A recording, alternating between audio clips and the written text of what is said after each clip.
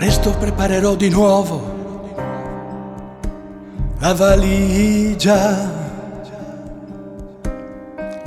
darò un ultimo sguardo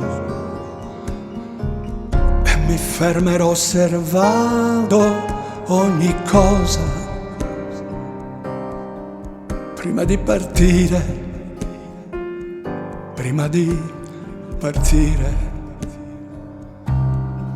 E aspirerò il profumo caratteristico della colonia che ti mettiamo 3 volte al giorno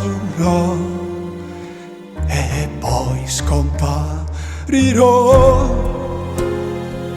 baciando fugacemente la tua guancia, no, non con risposto no.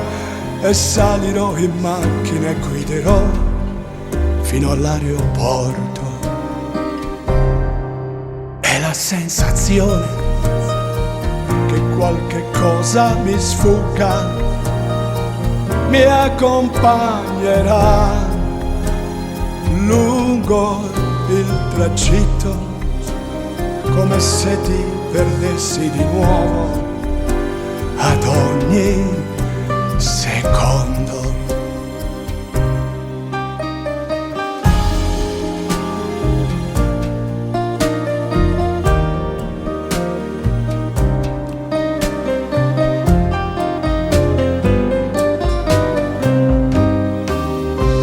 E quando arriverò dal Cairo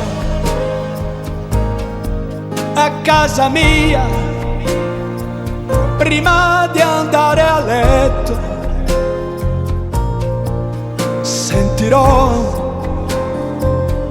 come penetrato sia in me il tuo profumo quasi infantile. Lo sentirò per alcune ore, forse giorni, come un brivido sconsolato ed oscuro, fino a che l'irrompere della mia quotidianità lo terrà lontano per un po' di tempo, per un po' di tempo.